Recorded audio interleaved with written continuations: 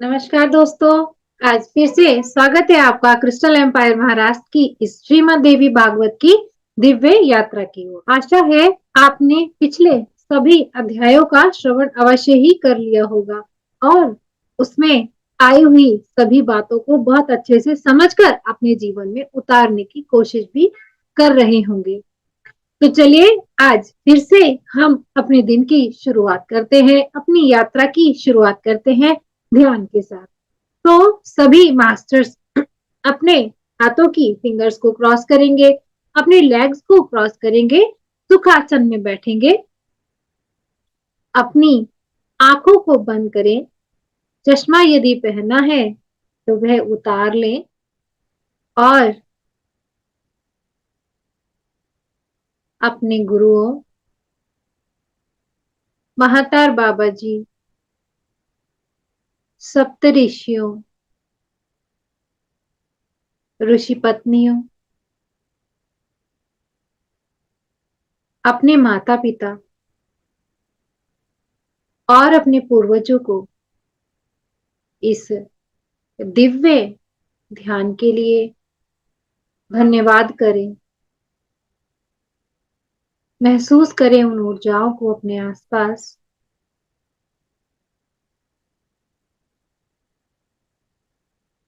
अपना पूरा ध्यान क्लीम बीज मंत्र पर केंद्रित करें और अपनी सांसों में क्लीम का उच्चारण करें।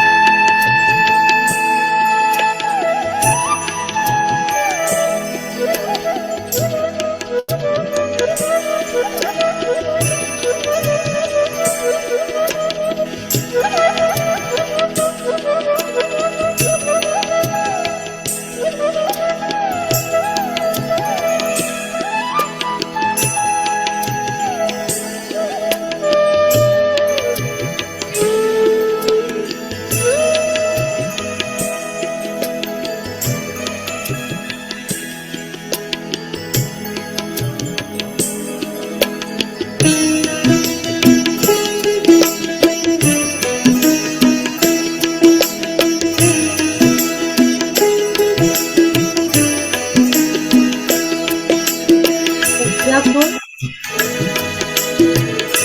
पूरी तरह महसूस करें। दिव्य ऊर्जा आपके ब्रह्मरंध्र से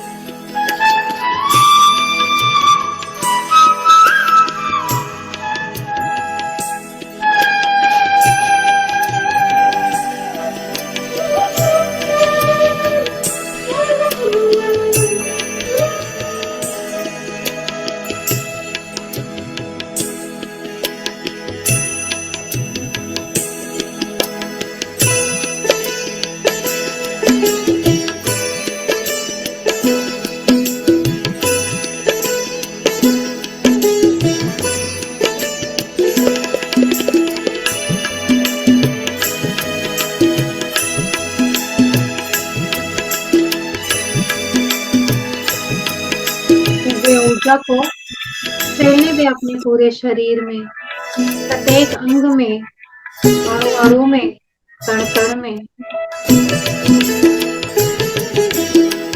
जो भी आपकी कामना है, स्वास्थ्य की, संपन्नता की, समृद्धि की, इस में यह ऊर्जा अवसर हो गई है। इसका उच्चारण अपनी सांसों के माध्यम से करते रहे और ऊर्जा का प्रवेश करते रहे।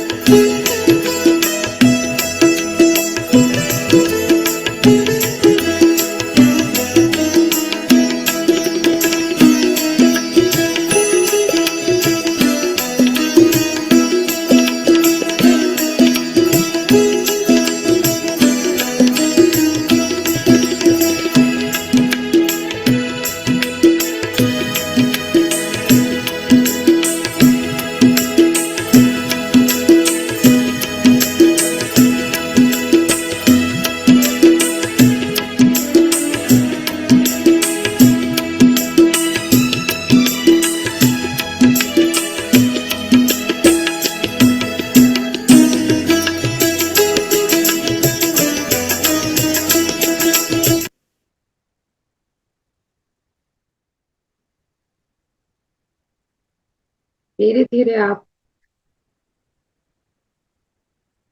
आसपास के वातावरण को महसूस करें।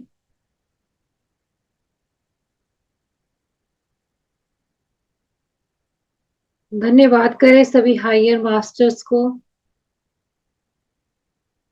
धन्यवाद करें उस दिव्य शक्ति को, मां आद्य शक्ति को, जो हमारी सांसों में विराजमान है।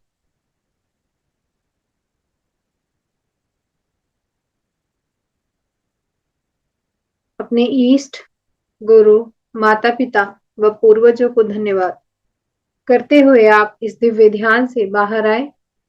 अपने हाथों की और पैरों की उंगलियों को हिलाएं,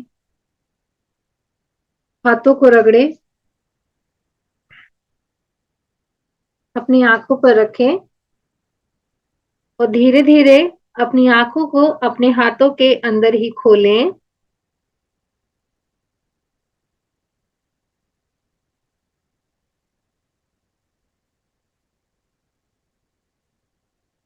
प्यारी सी मुस्कान के साथ ध्यान से बाहर आए।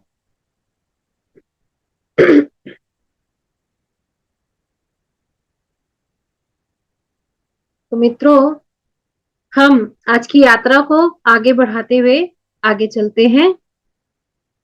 हमारे चतुर्थ स्कंद का छठा अध्याय कल समाप्त हुआ था, जिसमें हमने उर्वशी की उत्पत्ति कैसे हुई थी और कैसे वो 16,000 अप्सराएं 16,000 बचा।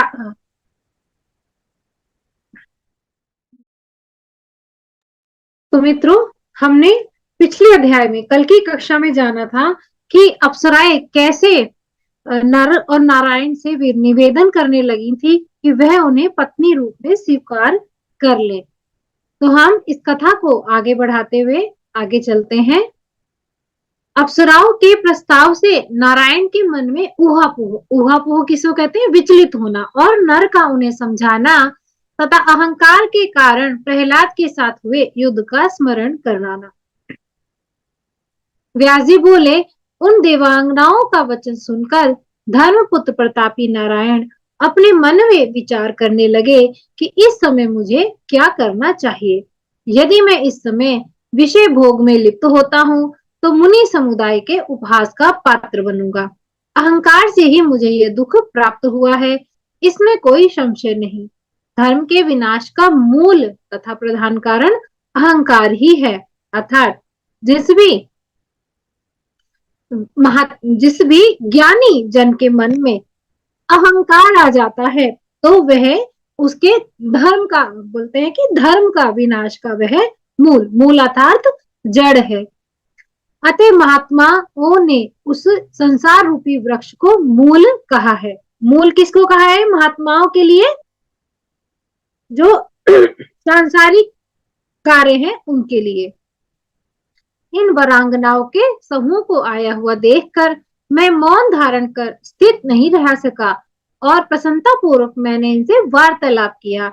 इसलिए मैं दुख का भाजन हुआ। अर्थात जब हमने पिछले कथा में जाना था कि जो नारायण थे उनके मन में थोड़ा सा अहम आ गया था कि ये सुंदर देवांगना यहाँ आई है तो मैं उनके प्रति उन्होंने उर्वशी की उर्वशी की उत्पत्ति की थी। तो उस उत्पत्ति से क्या हुआ था, वो भाव आया था उन्होंने उनके अंदर कि वह उनसे भी सुंदर स्त्री को उत्पन्न कर सकते हैं अपनी दिव्य शक्ति, मतलब अपनी शक्ति का माना है, अपनी शक्ति का अहम आया था। तो वह इसी बात को मन में विचलित हो रहे, उस बात को सोचने के लिए कि मुझे बात नहीं करनी चाहिए थी। मैंने जो ये वार्तालाप उनसे किया तो मुझे इस दुख को भोगना पड़ा। अपने धर्म का व्यय करके मैंने उन उर्वशी आदि स्त्रियों की व्यर्थ ही रचना कर डाली। ये कामार्थ अप्सराएं मेरी तपस्या में विघ्न डालने में प्रवृत्त है। मकड़ियों के द्वारा बनाए गए जाल की भांति अब अपने ही द्वारा उत्पादित सुदृढ़ जाल में मैं बुरी तरह फंस गया हूँ। तो मित्रों, कई बार ऐसा होता है कि हम किसी भी मार्ग पर होते हैं और उस मार्ग पर चलते चलते अनायास ही जैसे कभी कभी हमें लगता है कि यह जो हम कर रहे हैं वह ठीक है, लेकिन उसका रिजल्ट क्या आता है कि हम कभी उन परिस्थितियों में अपने आप को फंसा हुआ पाते हैं। तो ऐसा ही यहाँ मुनि सोच रहे हैं। अब इन यदि चिंता छोड़कर इन स्त्रियों को अस्वीकार कर देता हूं तो अपना मनोरथ निष्फल हुआ पाकर ये भ्रष्ट स्त्रियां मुझे शाप देकर चली जाएंगी। तब इनसे छुटकारा पाकर मैं निर्जन स्थान में कठोर तप करूंगा, अतः क्रोध उत्पन्न करके मैं इनका परित्याग कर दूंगा। व्यास जी बोले, मुनि नारायण ने ऐसा निश्चय करके अपने मन में विचार किया कि सुख प्राप्ति के समस्त साधनों में यह क्रोध दूसरा प्रबल शत्रु है अहंकार के बाद। यानी कि जब अहम और अहम के बाद क्रोध को एक शत्रु माना है आपकी आध्यात्मिक उन्नति के लिए, जो अत्यंत कष्ट प्रदान करता है। यह क्रोध संसार में काम तथा लोभ से भी अधिक भयंकर होता है। क्रोध के वशीभूत प्राणी प्राणाघात तक, प्राणाघात मतलब अपने प्राणों को आघात देना, तथा कभी कभी परिस्थिति इतनी भयंकर आ जाती है क्रोध में कि मनुष्य अपने आप को ही आहत कर लेता है। जो हिंसा सभी प्राणियों के लिए दुखदायिनी तथा नरक रूपी बगीचे की बावली के तुल्य है। जिस प्रकार वृक्षों के परस्पर घर्षण से उत्पन्न अग्नि वृक्ष को ही जला डालती है, उसी प्रकार शरीर से उत्पन्न भीषण क्रोध उसी शरीर को जला डालता है।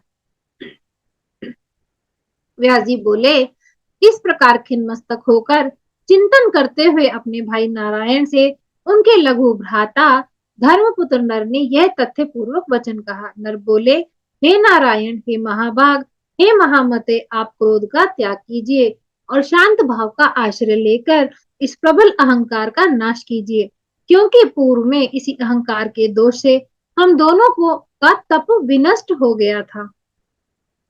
अहंकार तथा क्रोध, इन्हीं दोनों भावों के कारण हम लोगों को असुर राज प्रहलाद के साथ 1000 दिव्य वर्षों तक अत्यंत अद्भुत युद्ध करना पड़ा। हे सुरश्रेष्ठ, उस युद्ध में हम दोनों को महान क्लेश मिला, अतएव हे मुनीश्वर, आप क्रोध का परित्याग करके शांत हो जाइए। मुनियों ने शांति को तपस्या का मूल बताया है, यानी कि जो भी तपस्वीगण होते हैं उन्हें शांत रहना चाहिए, ऐसा बताया गया है। तो व्यास जी बोले, उनकी यह बात सुनकर धर्मपुत्र नारायण शांत हो गए। जन्मेजय बोले, हे मुनि श्रेष्ठ, मेरे मन में यह संदेह हो गया कि शांत स्वभाव वाले विष्णु भक्त महात्मा प्रहलाद ने पूर्व काल में यह युद्ध क्यों किया और ऋषि नर नारायण ने भी संग्राम क्यों किया। धर्मपुत्र नर नारायण ये दोनों ही अत्यंत शांत स्वभाव वाले तपस्वी थे। ऐसी स्थिति में दैत्य पुत्र प्रहलाद तथा उन दोनों ऋषियों का संपर्क कैसे हुआ। प्रहलाद भी अत्यंत धर्मपरायण, ज्ञान संपन्न तथा विष्णु भक्त थे, तथा महात्मा प्रहलाद ने उन ऋषियों के साथ युद्ध क्यों किया। तपस्वी नर नारायण भी प्रहलाद की ही भांति सात्विक भाव से संपन्न थे। उन दोनों ऋषियों तथा प्रहलाद में यदि परस्पर वैर उत्पन्न हो गया हो, तो फिर उनकी तपस्या तथा धर्माचरण के पालन में केवल परिश्रम ही उनके हाथ लगा। उस सतयुग में भी उनके जप का घोर तप कहाँ चला गया था। वैसे भी महात्मा भी क्रोध और अहंकार से भरे अपने मन के वश में नहीं रह सकते। अहंकार रूपी बीज के अंकुरित हुए बिना क्रोध का माट से उत्पन्न नहीं होता। अर्थात यहाँ कहा गया है कि जिस व्यक्ति के अंदर अहम होता है, क्रोध उसी व्यक्ति के अंदर होता है। तो जिसका क्रोध दमन होना हो, जिसका अहंकार यदि खत्म हो जाता है, उस व्यक्ति का क्रोध भी स्वतः ही खत्म हो जाता है।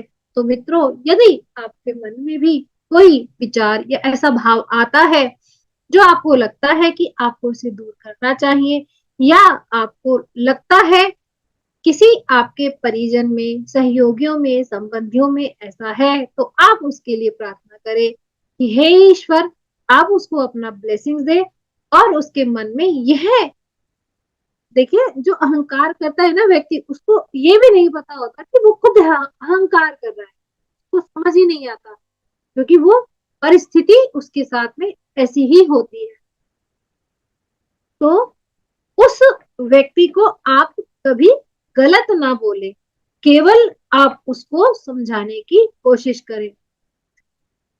तो चलिए हम कथा में आगे बढ़ते हैं। अहंकार रूपी बीज के अंकुरित हुए बिना क्रोध कभी उत्पन्न नहीं होता। यह निश्चित है कि काम, क्रोध आदि अहंकार से ही उत्पन्न होते हैं। हजार करोड़ वर्ष तक घोर तपस्या करने के पश्चात भी यदि अहंकार का अंकुरण हुआ तो सब कुछ निरर्थक हो जाता है। जिस प्रकार सूर्योदय होने पर अंधकार नहीं ठहरता, उसी प्रकार अहंकार रूपी अंकुर के समक्ष पुण्य भी ठहर नहीं पाता। हे महाभाग, प्रहलाद ने भी भगवान नर नारायण के साथ संग्राम किया, जिसके कारण पृथ्वी पर उनके द्वारा अर्जित समय समस्त पुण्य व्यर्थ हो गए थे। शांत स्वभाव वाले नर नारायण भी अपनी कठिन तपस्या त्याग कर यदि युद्ध करने में तत्पर हुए, तो फिर उनकी शांत वृत्ति व पुण्यशीलता का क्या महत्व रहा। तो जन्मे जी इस तरीके के प्रश्न व्यास जी से कर रहे हैं। हे मुने, जब सात्विक भावों से संपन्न इस प्रकार के वे दोनों महात्मा भी अहंकार पर विजय प्राप्त करने में असमर्थ रहे, तब मेरे जैसे व्यक्तियों के लिए अहंकार नष्ट करने की बात ही क्या है। इस त्रिलोक में ऐसा कोई भी प्राणी नहीं जो अहंकार से मुक्त हो। इसी तरह कोई भी ना होता हुआ ना तो हुआ है और ना होगा जो अहंकार से पूर्णतः मुक्त हो जाए। काष्ठ मतलब लकड़ी तथा लोहे की जंजीर में बंधा हुआ व्यक्ति बंधन मुक्त हो सकता है, किंतु अहंकार से बंधा व्यक्ति कभी नहीं छूट सकता। यह संपूर्ण चराचर जगत अहंकार में से ही व्याप्त है। अहंकारी मनुष्य मल मूत्र से प्रदूषित मतलब पोल्यूटेड इस संसार में चक्कर काटता रहता है। तो फिर इस मोह को छन्नी करने वाला संसार में ब्रह्म ज्ञान की कल्पना ही कहाँ रह गई। यानी कि मोह को विच्छेद करने वाला, खत्म करने वाला ब्रह्म ज्ञान कहाँ से आएगा यदि व्यक्ति के अंदर अहंकार है तो मित्रों, जब देवताओं को उस अहंकार पर हम सभी कथाओं में जान रहे हैं कि कैसे जितने भी देवतागण हैं, ऋषिगण हैं, उनको किस किस प्रकार से, किस किस परिस्थितियों से उभर कर अपने उन उभर कर वापस आना पड़ा। उन्होंने भी क्या क्या चीज देखी। तो हमें हमें भी अपने अंदर यह झांकना है कि हम कोशिश करें। अवश्य हम ट्राई कर सकते हैं उस चीज के लिए, हम समझ सकते। देखिए, मैं आपको समझाती हूँ कि एक परिस्थिति जब हमारे ऊपर बीतती है, वह परिस्थिति हमें महसूस नहीं होती, लेकिन जब हम कोई मूवी देखते हैं, ठीक है, हम कोई मूवी देखते हैं, हम कोई शो देखते हैं, तो हम उसे साक्ष्य भाव से देखते हैं। साक्ष्य भाव से देखने का मतलब हमारे मन में उसके प्रति केवल एक खेल होता है। उन कैरेक्टर्स के, उन चरित्र जो अभिनय करने वाले अभिनेता हैं, अभिनेत्रियां हैं, उनको देख करके हमारे मन में केवल एक भाव होता है कि हाँ, ये एक रोल प्ले कर रहे हैं। तो यदि हम अपने जीवन में अपने जीवन को केवल एक नाट्य भाव से समझे, कठिन बहुत है लेकिन मुश्किल बिल्कुल भी नहीं। अपने जीवन को यदि आप एक नाट्य रूप में देखते हैं तो धीरे धीरे बहुत धीरे धीरे आप अवश्य ही ब्रह्म ज्ञान की ओर बढ़ेंगे। हे सुव्रत, मुझे तो मीमांसों का कर्म सिद्धांत ही उचित प्रतीत होता है। हे मुने, मीमांसों का जो भी कर्म सिद्धांत लिखा गया है कि व्यक्ति एक दूसरे के कर्म के भोगने के लिए, अपने कर्मों की अनुभूति करने के लिए ही आता है, तो उन्हें लगा कि यह कर्म सिद्धांत उचित है। हे मुने, जब से महान लोग भी काम क्रोध आदि से सदा ग्रस्त रहते हैं, तो मुनि श्रेष्ठ इस कलयुग में मुझ जैसे लोगों की बात ही क्या। व्यास जी बोले, हे भारत जन्मेजय, कारण से ही कार्य भिन्न कैसे हो सकता है। कड़ा तथा कुंडल में आकार भिन्न होते हैं। अब व्यास जी उन जो भी मन में शंका थी जन्मेजय के मन में, उसको उसको एक्सप्लेन करते हुए बताते हैं, और इस एक्सप्लेनेशन को आप सब लोग और हम इस बात को समझेंगे। कारण कार्य भिन्न हो सकता है। देखिए, हमने पिछली कक्षाओं में तीन तत्वों के विषय में जाना। तीन तत्वों का आवृत्ति मैं बार बार करती हूँ कि एक लड़ाई देश हित में, और एक लड़ाई अपने सुख के लिए। मतलब एक सैनिक ने जो लड़ाई लड़ी वह देश हित के लिए, राजहित के लिए लड़ी, तो वह रजोगुण में। और मतलब आप देखिए, रजोगुण को अगर हम सेंटर में रखते हैं तो ज्ञान यानी कि सत्य की लड़ाई जब लड़ी जाए उसका भेद, और एक असत्य की लड़ाई जब लड़ी जाए तो उसका भेद कैसा है। कड़े व कुंडल का जैसे आकार होता है, वैसे ही उन लड़ाइयों का भेद होता है। स्वर्ण के सदृश कैसे चराचर सहित समस्त ब्रह्मांड अहंकार से उत्पन्न हुआ है। धागे से निर्मित होने के कारण वस्त्र उसके अधीन कहा गया है। अतएव वस्त्र रूपी कार्य तंतु रूपी कारण से पृथक कैसे हो सकता है, जब माया के तीनों गुणों द्वारा ही तिनके से लेकर पर्वत तक, स्थावर जंगल तक, मतलब पूरे जगत में यह संपूर्ण ब्रह्मांड विचरित है, तब सृष्टि के विषय में खेद किस बात का। हे राजा, ब्रह्मा, विष्णु तथा शिव भी अहंकार से मोहित होकर इस अत्यंत अगाध संसार में भ्रमण करते रहते हैं। वशिष्ठ, नारद आदि परम ज्ञानी मुनिगण भी अहंकार के वशवर्ती होकर इस संसार में बार बार आते जाते रहते हैं। हे नृपश्रेष्ठ, तीनों लोकों में ऐसा कोई भी देहधारी नहीं है जो माया के इन गुणों से मुक्त होकर शांति धारण करता हुआ रहता हो।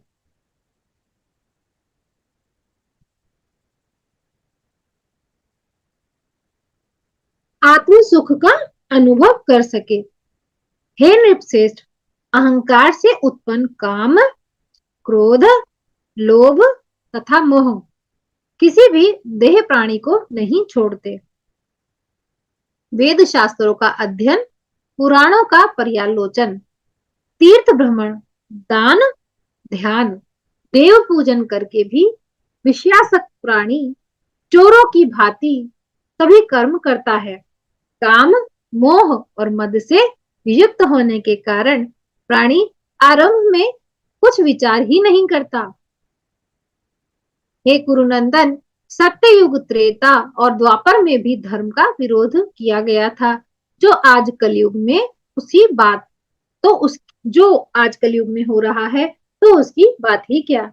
इसमें तो द्रोह, स्पर्धा, लोभ, क्रोध सर्वदा ही विद्यमान रहते हैं।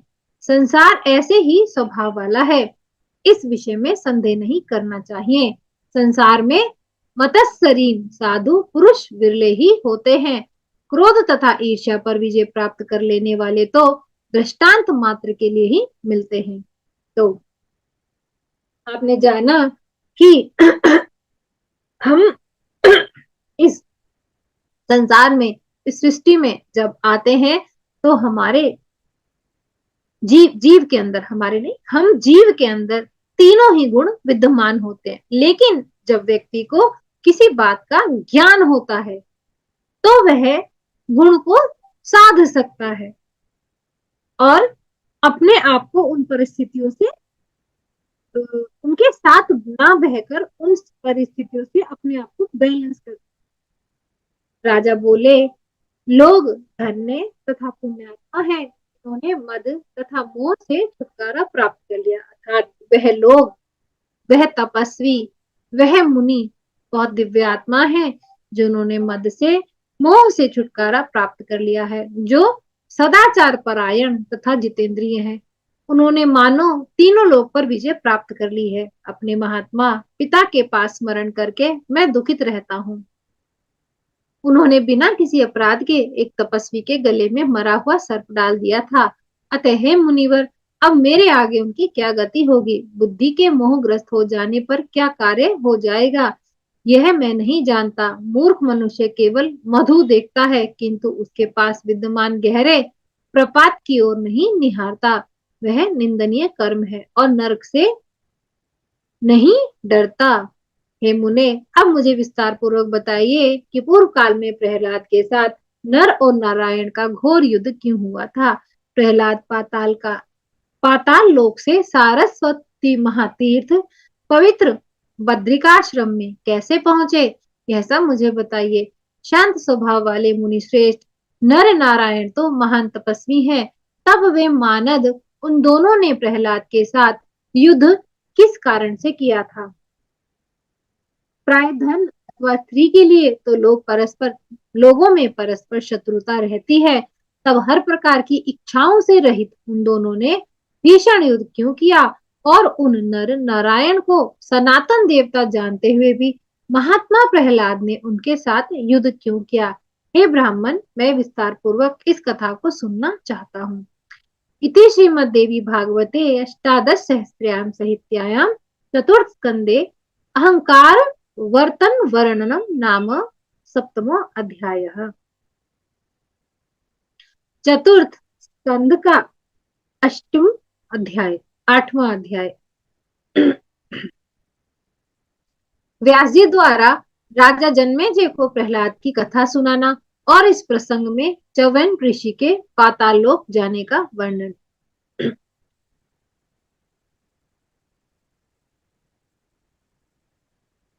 इति पृष्ठस्था विप्रो राज्ञा परीक्षितेन वे उवाच विस्तरात् सर्वं व्यासा सत्यवती सुता। जन्मेजयोऽपि धर्मात्मा निर्वेदं परमं गतः चितं दुश्चरितं मत्वा वैराटी तनस्सैवे। बोले, परीक्षित पुत्र तथा राजा जन्मेजय के यह पूछने पर सत्यवती सुत विप्र व्यास जी ने विस्तार पूर्वक सारा वृतांत बताया। धर्मपरायण राजा जन्मेजय भी उत्तरा पुत्र अपने पिता परीक्षित की कुत्सित चेष्टा को सोच सोचकर अत्यंत दुखी हो गए थे। विप्र को अपमानित करने के परिणाम स्वरूप पाप के कारण यमलोक को प्राप्त अपने उन पिता के उद्धार के लिए वे निरंतर अपने मन में अनेक प्रकार के उपाय सोचा करते थे। हे मुनीश्वरों, जब पुत्र अपने पिता की नामक नरक से रक्षा करता है, तभी उसका पुत्र नाम सार्थक होता है। अर्थात मित्रों, यहाँ पर नर्क का नाम दिया गया है पुम। ठीक है, उस पुम से जब जब अपने पूर्वजों को संतृप्त करने के लिए पुत्र पृथ्वी लोक पर कोई भी यज्ञ या कोई भी क्रिया करता है, क्रिया जैसे कि श्राद्ध क्रिया करता है, तो उसे कुम नामक नरक से रक्षा करता है, तभी उसका पुत्र नाम सार्थक होता है।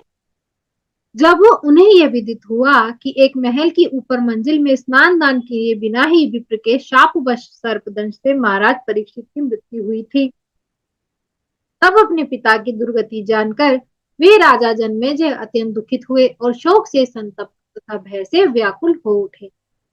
इसके अनंतर निष्पाप राजा जन्मेजय ने अपने घर पर स्वतः आए हुए महामुनि व्यास के नर नारायण की अति विस्तृत कथा के विषय में पूछा। व्यास जी बोले, हे राजन, जब नरसिंह भगवान के द्वारा इस भयानक हिरण्यकशिपु का वध हो गया, तब प्रहलाद नामक उसके पुत्र का राज्यभिषेक किया गया।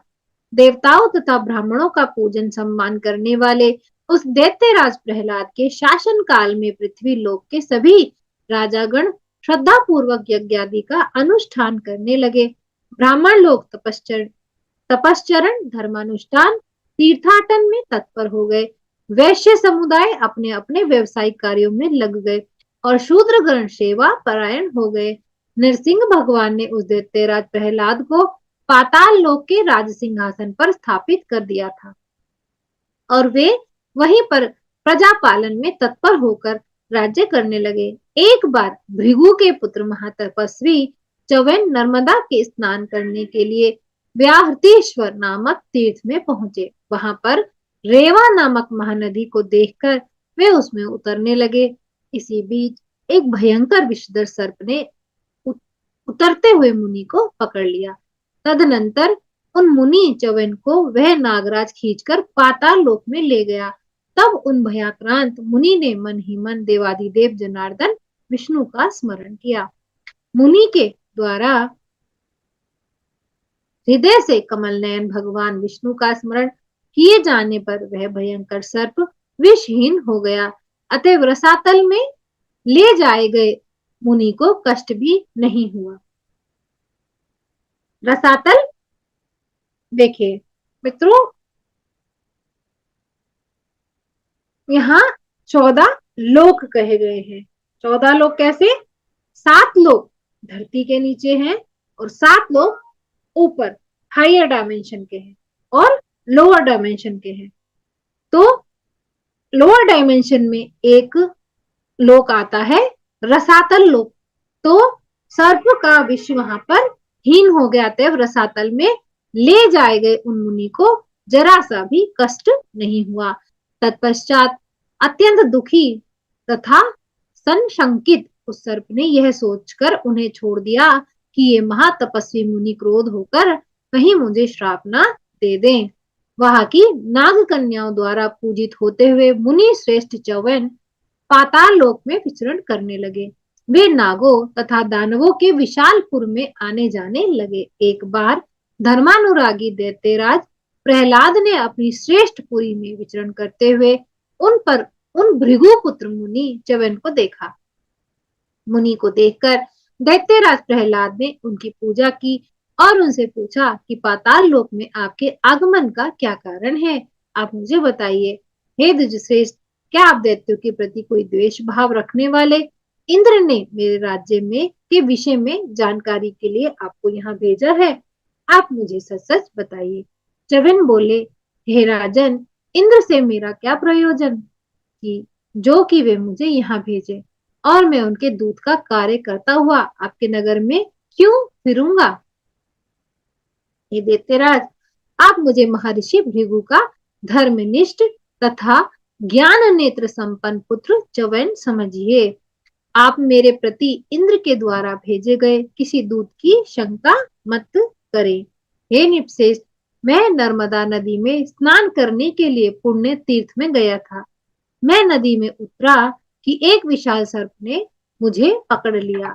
मेरे द्वारा भगवान विष्णु का स्मरण करने से वह सर्प विषहीन हो गया और विष्णु स्मरण के प्रभाव से मैं उस नाग से मुक्त हो गया।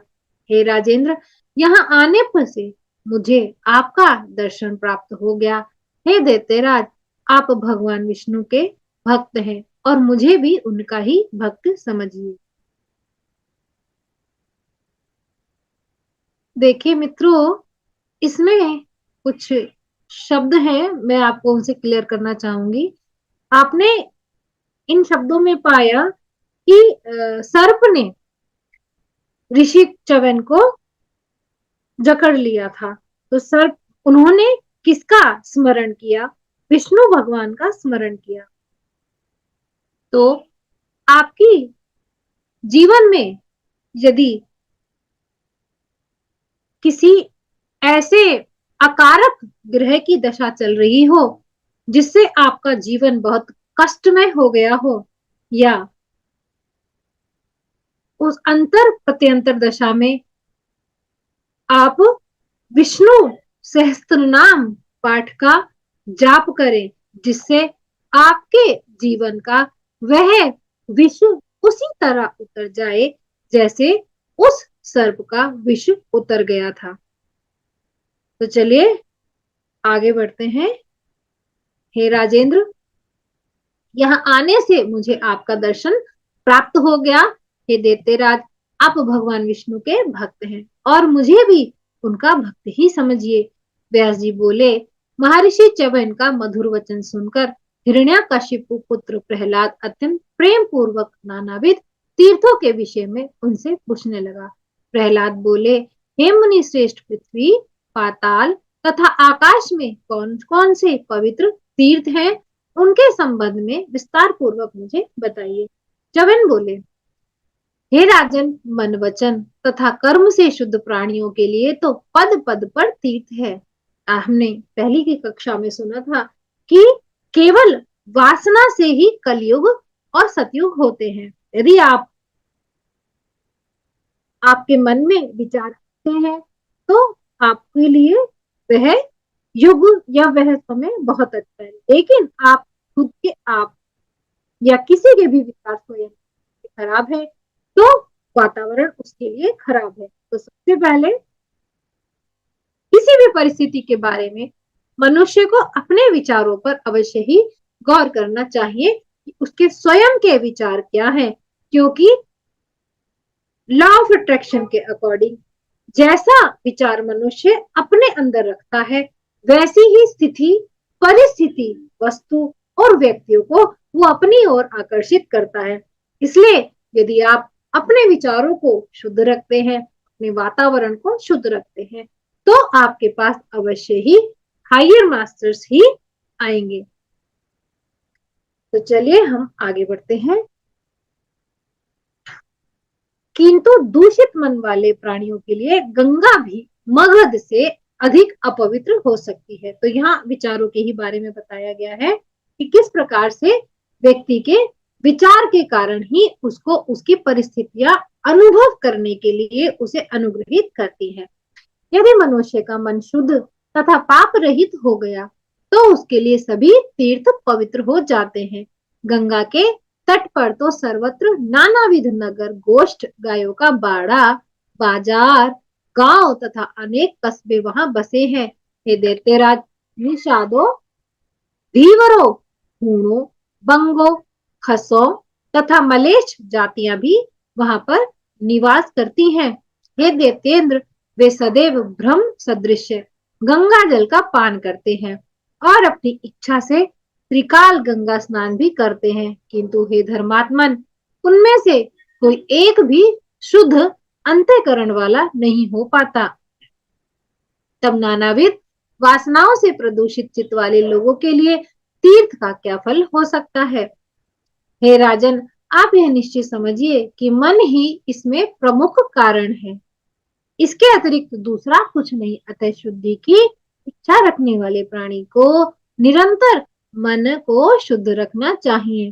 तो आप सभी ने कितनी अच्छी बातों को आज जाना, और आप आज की कक्षा में आप अपने जीवन में किस विषय को उतारेंगे कि आपको जो चाहिए आपको सुख चाहिए तो आप सुखानुभूति करेंगे। आपके मन में अच्छे विचार होंगे अपने लिए भी और सब लोगों के लिए भी, तो आपको वैसी ही एनर्जी मिलेगी। यदि आपके स्वयं के विचार कुपित है तो सबसे पहले वह कुंठा आप ही को प्रताड़ित करेगी। तो अपने विचारों पर आप अवश्य ध्यान देंगे और उन्हें अनायास परिवर्तित करने की कोशिश भी करेंगे। मित्रों, देखिए, हम ये कक्षाएं कर रहे हैं और आप इनको सुन भी रहे हैं, लेकिन यदि आप छोटी छोटी चीजों को अपने जीवन में उतारेंगे, बूंद बूंद से हम कहते हैं कि सागर बनता है, बहुत प्राचीन कहावत है। लेकिन यदि हम छोटी छोटी बातों को, छोटे छोटे व्यवहार को अपने जीवन में उतारेंगे तो अवश्य ही ये हमारे जीवन और हमारी परिस्थितियों में परिवर्तन का बहुत बड़ा योगदान होगा। एक बार वह स्थिति आएगी कि आप पूरे परिवर्तित हो जाएंगे, और परिवर्तित यदि नहीं भी हुए तो आपको धैर्य जरूर आएगा, आपके मन में एक शांति अवश्य ही आएगी। तो तीर्थ में निवास करने वाला प्राणी भी आत्मवंचना के कारण महापापी हो जाता है। अर्थात जब भी कोई कार्य है, यदि आप उसका आत्म अवलोकन नहीं करते, आत्म अवलोकन का मतलब ये होता है कि यदि किसी का चित्त इतना खराब हो जाता है कि वह सामने वाले की पीड़ा ही नहीं समझता, केवल अपने स्वार्थ के प्रति ही प्रत्येक बात को आगे रखता है। यदि मनुष्य की ऐसी परिस्थिति आ गई है तो अवश्य ही वह परिस्थिति उसके लिए बहुत ही दुखकारी है। चाहे उसको वह कुछ भी लग रहा है, उस समय के लिए उसको वह बात सही लग रही है, लेकिन उसका भविष्य इस बात पर ही निर्भर करता है कि उसने अपने आप को कितना अपग्रेड किया और कितना डाउनग्रेड करा। तो जब उसने अपने मन को शुद्ध रखा और आत्मवंचना की, मतलब आत्मा अवलोकन किया और आत्माओं के स्वरूप को समझा, यानी कि हर किसी में एक आत्म स्वरूप को समझा। और यदि तब तो वह ठीक है, अगर वह नहीं समझता तो वह महापापी हो जाता है, वहां किया गया पाप अनंत गुना हो जाता है। जिस प्रकार इंद्र वारुण का फल पक जाने पर भी मीठा नहीं होता, उसी प्रकार दूषित भावनाओं वाला मनुष्य तीर्थ में करोड़ों बार स्नान करने पर भी पवित्र नहीं हो सकता। तो मित्रों, हम आज अपने जीवन में कितनी अच्छी अच्छी बातों को उतार रहे हैं और अवश्य ही हम इस पर कार्य भी करेंगे कि आप पहले अपने मन को शुद्ध कीजिए, अपने विचारों को शुद्ध कीजिए। विचारों को कैसे शुद्ध करेंगे? अब आप बोले कि मैम आप तो बोल रहे विचारों को शुद्ध करें, पर कैसे करेंगे? आप समावस्था में रहें, आप धैर्य अवस्था में रहें, आप कोशिश करें कि दूसरों की निंदा में इंटरफेयर ना करें, दूसरों के दुख में खुश ना हो, दूसरों की पीड़ा में आप उनकी सहायता की कोशिश करें। अब कहेंगे आप, नहीं हम तो करते हैं लेकिन सामने वाला तो नहीं करता।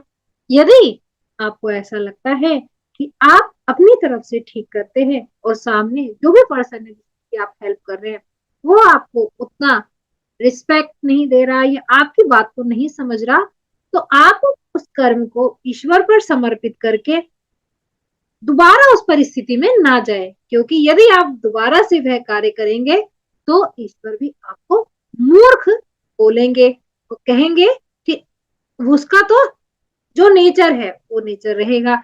लेकिन आप यदि बार बार उसके प्रति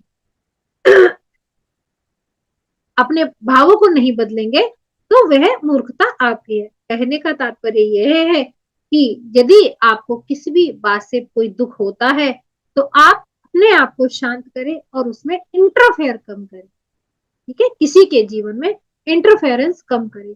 यदि कहीं जरूरत है तो आप अपनी राय दे सकते हैं, लेकिन आपकी राय कोई माने या ना माने यह उस पर निर्भर छोड़ दे। आप अपने राय को जबरदस्ती उसको ना बोले।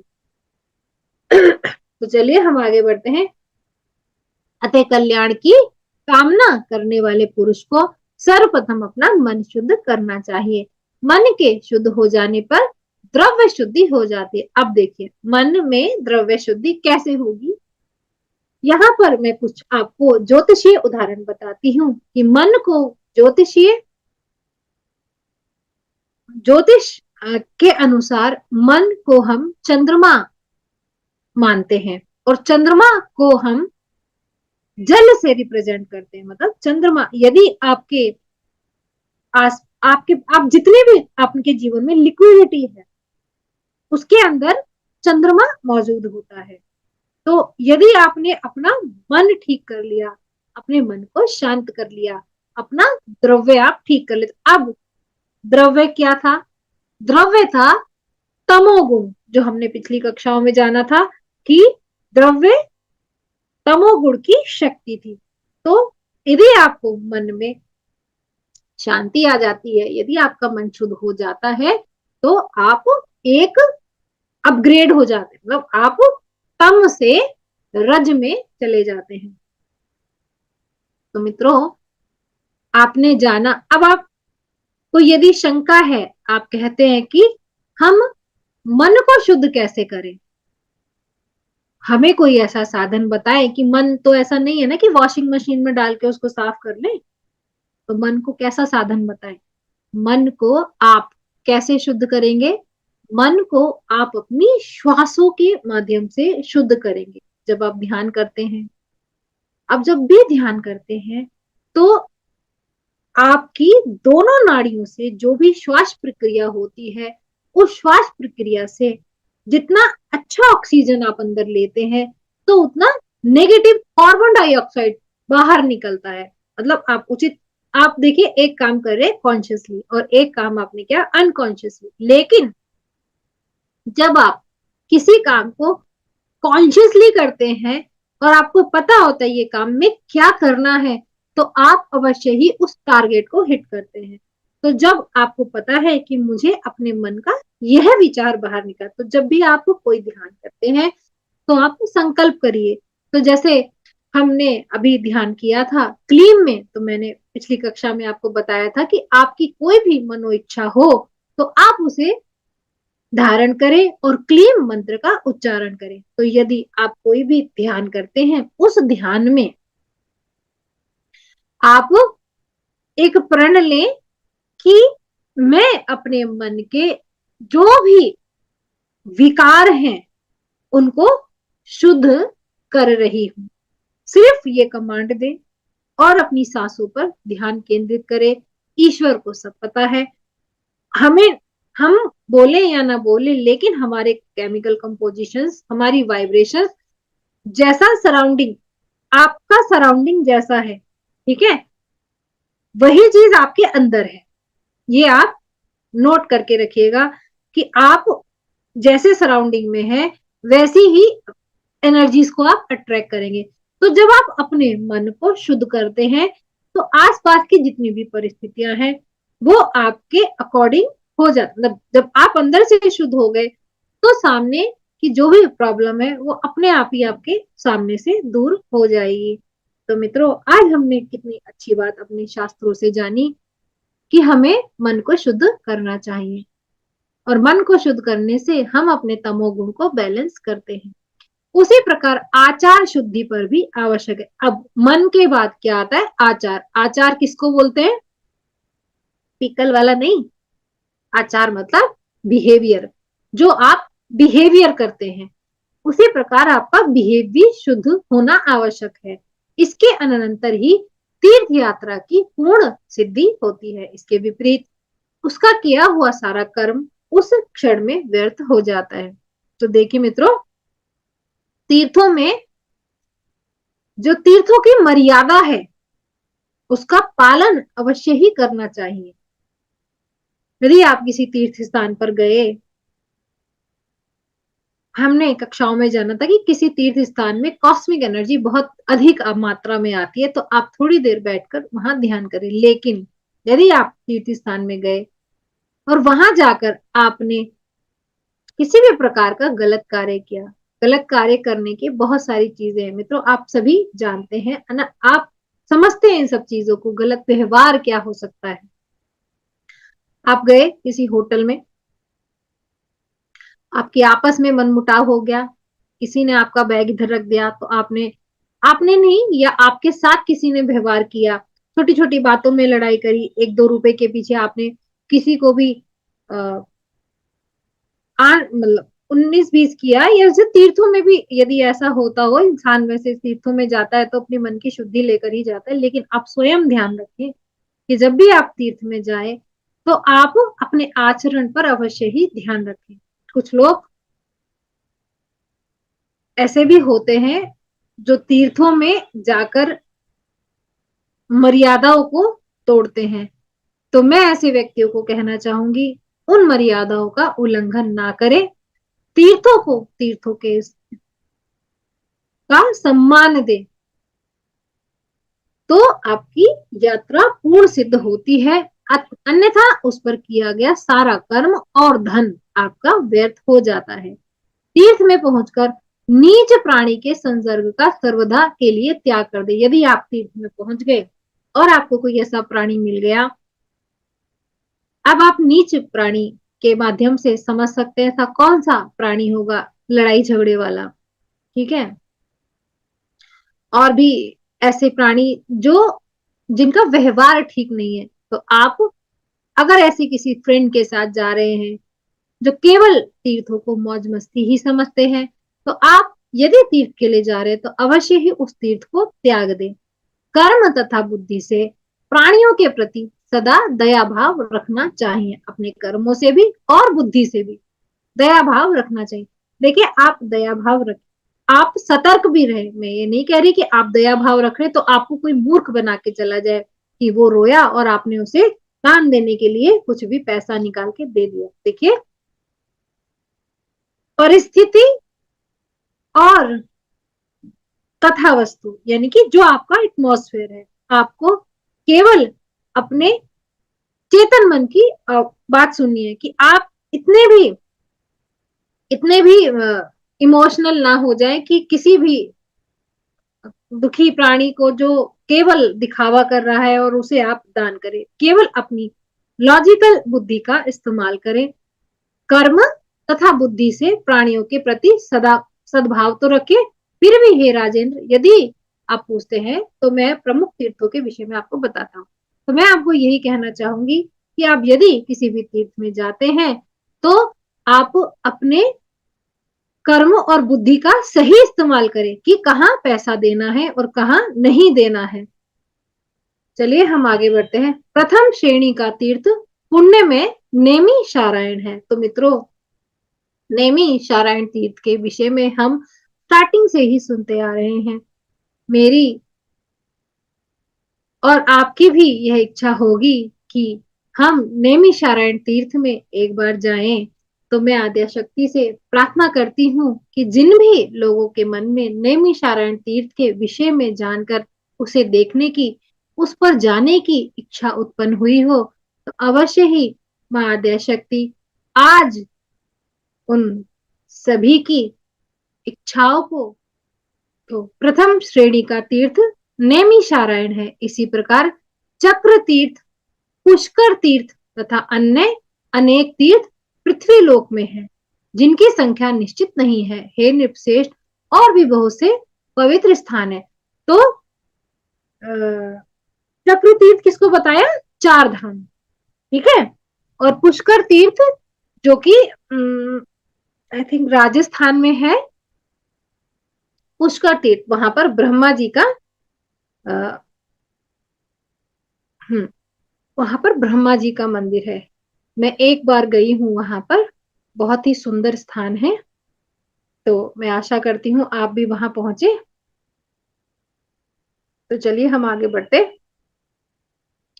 व्यास जी बोले, च्यवन ऋषि का वचन सुनकर राजा प्रहलाद नैमिषारण्य तीर्थ जाने को तैयार हुए। अब जैसे हमने सुना तो हमारे मन में भी इच्छा है, अच्छा इतना प्रथम तीर्थ हुई है तो हम भी जाए। तो वहां पर प्रहलाद जी के मन में भी यही इच्छा आई। हर्षातिरेक मतलब हर्ष का बहुत ज्यादा होने से परिपूर्ण हृदय वाले प्रहलाद ने अन्य देवताओं को भी चलने की आज्ञा दे दी। प्रहलाद बोले, हे महाभाग दैत्यगण, आप लोग उठिए, हम सभी लोग आज नैमिषारण्य चलेंगे। वहां हम लोग पीताम्बर धारण करने वाले कमल नयन भगवान विष्णु का दर्शन करेंगे। व्यास जी बोले, विष्णु भक्त प्रहलाद के ऐसा कहने पर वे समस्त दानव परम प्रसन्नता पूर्वक उनके साथ पाताल लोक में निकल पड़े। उन महाबली दैत्यों तथा दानवों ने एक साथ नैमिषारण्य पहुंचकर आनंद पूर्वक स्नान किया। दैत्यों के साथ वहां के तीर्थ में भ्रमण करते हुए प्रहलाद ने स्वच्छ जल से परिपूर्ण तथा महापुण्यदायिनी सरस्वती नदी का दर्शन किया। हे नृपश्रेष्ठ, उस पवित्र तीर्थ में सरस्वती के जल में स्नान करने से महात्मा प्रहलाद का मन प्रसन्न हो गया। दैत्येंद्र प्रहलाद ने उस शुभ तथा परम पावन तीर्थ में प्रसन्न मन से स्नान, दान आदि कर्म विधिवत संपन्न किए। इति श्रीमद्देवी भागवते महापुराणे अष्टादश सहस्रयाम संहितायां चतुर्थ स्कंदे प्रहलाद तीर्थ यात्रा वर्णनम नामष्टो अध्यायः। तो चलिए अगले अध्याय की ओर हम आगे बढ़ते हैं। तो चतुर्थ स्कंद का 9वां अध्याय, प्रहलाद जी का तीर्थ यात्रा के क्रम में नैमिषारण्य पहुंचना और वहां नर नारायण से उनका घोर युद्ध, भगवान विष्णु का आगमन और उनके द्वारा प्रहलाद को नर नारायण का परिचय देना। तो व्यास जी बोले, हे राजन, इस प्रकार तीर्थ के कृत्य संपन्न करते ही हिरण्यकशिप पुत्र प्रहलाद अपने समक्ष एक विशाल छाया संपन्न वट वृक्ष दिखाई पड़ा। वहां पर प्रहलाद ने गीधों के पंखों से सुसज्जित नुकीले तथा शिला पर घर्षित करके अत्यंत दीप्त तथा उज्जवल बनाए गए अनेक प्रकार के बाण देखे। उन्हें देखकर प्रहलाद ने मन में सोचा कि इस परम पवित्र तीर्थ में ऋषियों के पुण्य में आश्रम में यह बाण किसके हैं। इस प्रकार चिंतन करते हुए प्रहलाद ने कृष्ण मृग चर्म धारण किए हुए तथा सिर पर विशाल जटाओं से सुशोभित धर्मपुत्र नर नारायण मुनियों को देखा। उनके आगे धनुर्वेग 2 लक्षणों से संपन्न चमकीले शांग तथा आजगब नामक 2 धनुष तथा 2 अक्षय तरकश रखे हुए थे। उन महाभाग धर्मपुत्र नर नारायण ऋषियों को उस समय ध्यानावस्थित देखकर क्रोध से लाल आंखें किए हुए दैत्याधिपति असुरक्षक प्रहलाद ने उनसे कहा, आप दोनों ने धर्म को नष्ट करने वाला यह पाखंड कर रखा है। इस प्रकार की घोर तपस्या तथा धनुष धारण करना, ऐसा तो संसार में कभी नहीं सुना गया। उन्होंने बोला प्रहलाद जी ने कि आप तो तपस्या कर रहे हैं, तो आपको क्यों यह धनुष और बाण धारण करने की आवश्यकता है। तो तपस्वियों को धनुष और बाण नहीं धारण करना चाहिए, ऐसा प्रहलाद का मानना था। यह तो परस्पर विरोधी स्थिति है। कलयुग के लिए यह विरोध भाव भला सतयुग में किस प्रकार उचित है। ब्राह्मण के लिए तो तपश्चरण ही उचित है। उन्हें धनुष धारण करने की आवश्यकता क्या आवश्यकता है। कहाँ तो मस्तक पर जटा धारण करना और कहाँ यह तरकश रखना। ये दोनों बातें आडंबर मात्र लगती हैं। दिव्य भावना वाले आप दोनों के लिए धर्म का आचरण ही उचित है। व्यास जी बोले, हे भारत, प्रहलाद का यह वचन सुनकर मुनिवर नर ने कहा, हे दैत्येंद्र, हम दोनों की तपस्या के विषय में आप व्यर्थ ही चिंता क्यों कर रहे हैं। सामर्थ्य संपन्न हो जाने पर व्यक्ति जो कुछ करता है उसका वह सब कुछ पूर्ण हो जाता है। हे मंद बुद्धि, हम इन दोनों प्रकार के कार्यों में एक साथ करने में समर्थ है, इसलिए हम लोक में प्रसिद्ध हैं। अर्थात उन्होंने नर व नारायण ने अपना पक्ष रखते हुए बोला कि ऐसा नहीं है एक व्यक्ति एक ही काम कर सकता है। यदि हम तप कर रहे हैं तो हम क्षत्रिय धर्म भी पालन कर सकते हैं। तो ये तो हमारी एबिलिटी है, मतलब उन्होंने बोला ये हमारी योग्यता है, इसमें आप क्यों परेशान हो रहे हैं। तो युद्ध तथा तपस्या दोनों में हम समान रूप से समर्थ हैं। फिर इस विषय में आप पूछकर क्या करेंगे? आप इच्छा अनुसार अपने रास्ते पर चले जाइए। यहाँ व्यर्थ की बात क्यों कर रहे हैं? मोहग्रस्त होने के कारण आप अत्यंत कठिनता से प्राप्त किए जाने वाले ब्रह्म तेज को नहीं जानते। सुख की कामना करने वाले प्राणियों को ब्राह्मण से बहस नहीं करनी चाहिए। प्रहलाद बोले, आप दोनों तपस्वी मंद बुद्धि वाले हैं और व्यर्थ ही अहंकार के वशीवृत हो गए हैं। धर्म सेतु का परिवर्तन करने वाले मुझ दैत्येंद्र प्रहलाद के रहते इस तीर्थ में इस प्रकार का अधर्मपूर्ण आचरण उचित नहीं है। हे तपोधन, आप में कितनी शक्ति है, इस युद्ध में आप प्रदर्शित कीजिए। तो व्यास जी बोले, तब प्रहलाद का वचन सुनकर ऋषि नर ने उनसे कहा, यदि आपकी ऐसी ही धारणा है तो मेरे साथ इसी समय युद्ध कर लीजिए। हे असुराधम, आज मैं तुम्हारा सिर विदीर्ण कर डालूंगा, इसके बाद युद्ध करने की तुम्हारी कभी इच्छा नहीं होगी। व्यास जी बोले, तब ऋषि नर का वचन सुनकर दैत्यपति प्रहलाद कुपित हो उठे। बलशाली उन प्रहलाद ने प्रतिज्ञा की कि जिस किसी भी उपाय से मैं इन दोनों जितेंद्रिय तथा परम तपस्वी नर नारायण ऋषियों को जीत कर रहूंगा। व्यास जी बोले, ऐसा वचन बोलकर दैत्य प्रहलाद ने धनुष उठाकर और शीघ्रता पूर्वक उसे खींचकर प्रत्यंचा की टंकार की।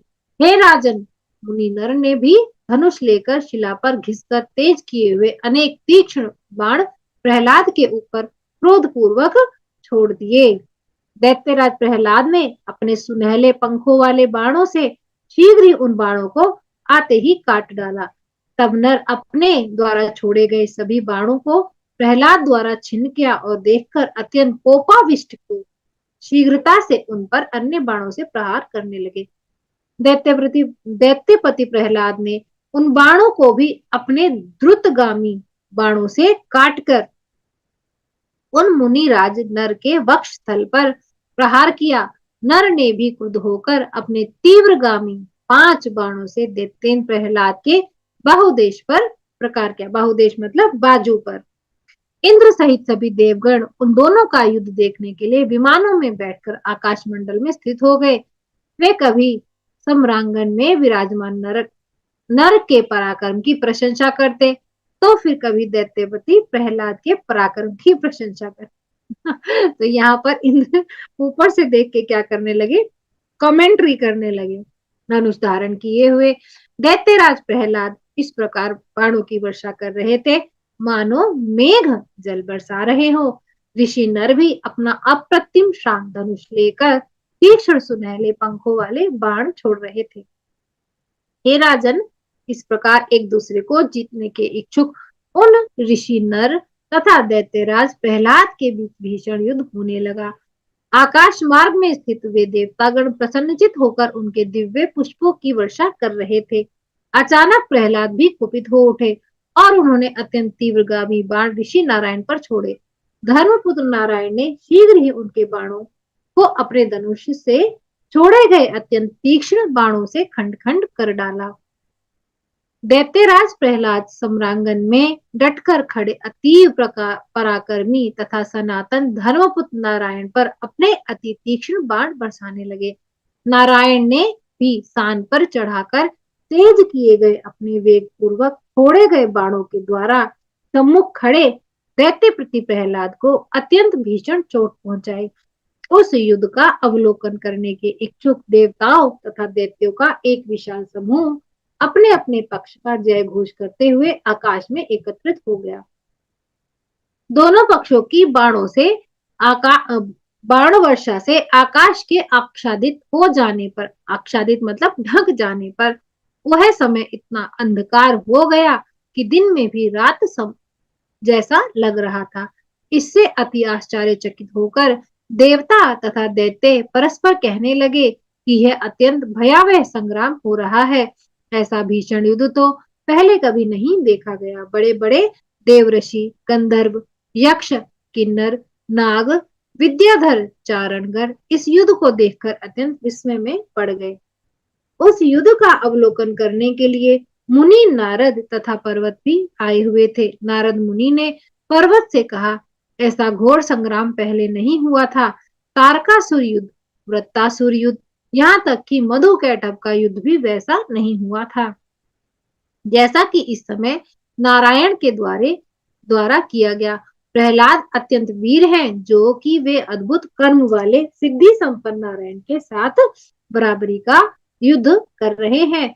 व्यास जी बोले, इस प्रकार प्रतिदिन तथा प्रति रात्रि बार बार युद्ध करते हुए दोनों दैत्य तथा तपस्वी घोर संग्राम में तत्पर रहे। नारायण ने एक बाण से प्रहलाद का धनुष काट दिया। तब प्रहलाद ने तत्काल दूसरा धनुष ले लिया। नारायण ने हस्त कौशल दिखाते हुए पुनः बड़ी शीघ्रता से दूसरा बाण चलाकर धनुष को बीचों बीच से काट डाला। इस प्रकार नारायण बार बार धनुष काटते जाते और प्रहलाद दूसरा धनुष लेते जाते। अंत में नारायण ने कुपित होकर अपने बाणों से उसके धनुष को शीघ्रता से पुनः काट दिया। उस धनुष के भी कट जाने पर दैत्यराज प्रहलाद ने अपना परिघ उठा लिया और अत्यंत क्रोधित होकर बड़ी फुर्ती से धर्मपुत्र नारायण की भुजाओं पर प्रहार किया। प्रतापी नारायण ने अपनी ओर आते हुए उस परिघ को 9 बाणों से काट दिया और 10 बाणों से प्रहलाद पर चोट की। तत्पश्चात दैत्येंद्र प्रहलाद ने पूर्णतः लोहमयी सुदृढ़ गदा उठाकर क्रोध पूर्वक नारायण मुनि की जांघ पर शीघ्रता से प्रहार किया। उस गदा के प्रहार से धर्मपुत्र नारायण पर्वत की भांति अविचल भाव से स्थिरचित होकर खड़े रहे।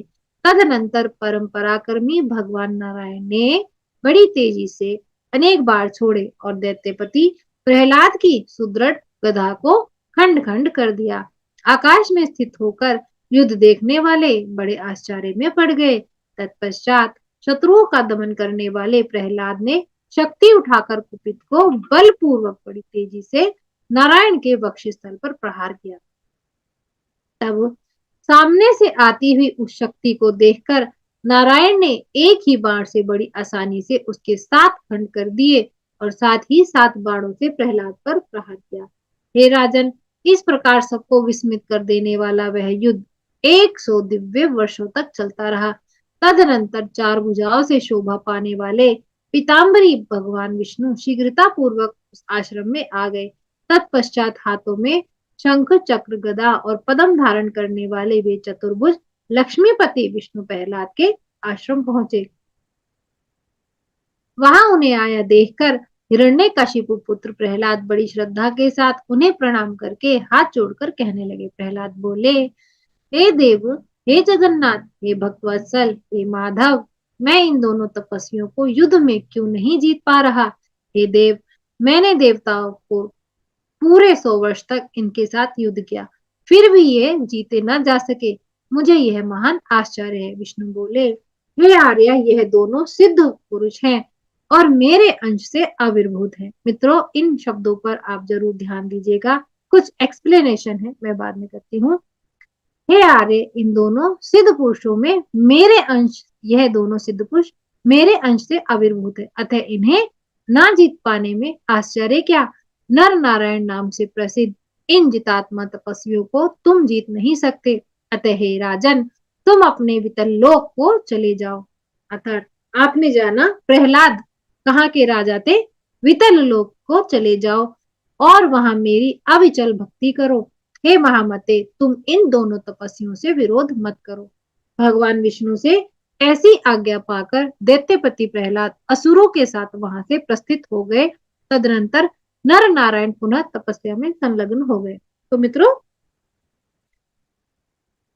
इति श्रीमद्देवी भागवते महापुराणे अष्टादशसहस्रम संहितायां चतुर्थस्कंदे प्रहलाद नारायणोर्युद्धे विष्णोरोगा मनवर्णम नाम नवमो अध्याय। तो इन पूरे युद्ध में हम अपने जीवन में ऐसी कौन सी बात को समझें, हमें अपने जीवन में उतारने के लिए आज क्या मिला। देखिए, प्रहलाद बारंबार बारंबार युद्ध कर रहे थे और आपके जीवन में भी कोई ना कोई ऐसी परिस्थिति होती है जिसके लिए आप तत्पर प्रयास करते रहते हैं। कोई भी ऐसा कष्ट, कोई भी ऐसी परिस्थिति जिससे आप बार बार उसका सामना करते हैं और वह वहां जीत नहीं पाते, आप हमेशा कहते हैं बस यहीं आके कुछ ना कुछ रह जाता है। जैसे कुछ बच्चे एग्जाम क्लियर नहीं कर पाते, ठीक है, और कुछ बच्चे बहुत मेहनत करने पर भी नहीं पढ़ पाते, और कुछ आपके जीवन की ऐसी परिस्थितियां होती हैं, तो उनको क्या माना जाता है? उनको, उन परिस्थितियों को आपका वह दृढ़ कर्म माना जाता है, अर्थात वह कर्म, वह दुख, वह संघर्ष आपको भोगना ही होता है, क्योंकि स्वयं ईश्वर चाहते हैं कि आप उस दुख और उस कर्म को भोगकर अपने आत्मा का उत्थान करो। देखिए, कोई भी व्यक्ति अपने जीवन में जब तक स्वयं से उठने की कोशिश नहीं करता, और यदि वह करता भी है और बार बार वो गिर रहा है, तो इसमें उसके पूर्व जन्मों का कोई ना कोई ऋण अवश्य ही होता है, उसके प्रारब्ध अवश्य ही होते हैं। यदि कभी आपके जीवन में ऐसी परिस्थिति है तो आप उसे सहज स्वीकार करेंगे और अपने ईश्वर पर ही उसको छोड़ देंगे। जब वह परिस्थिति आपके अनुरूप हो जाएगी तो आप उन परिस्थितियों से स्वतः ही बाहर आ जाएंगे। कहने का तात्पर्य यह है कि उस परिस्थिति से बाहर आने के लिए आपको भगवान का नाम जप तप अवश्य ही करना पड़ेगा। तो चलिए, आज के लिए इतना ही। कल हम फिर से मिलते हैं और पिछले सभी अध्यायों को आप अवश्य ही सुने और अपने जीवन में परिवर्तन को महसूस करें। तो चलिए, धन्यवाद। कल फिर से मिलते हैं। आत्मवंदन सभी को।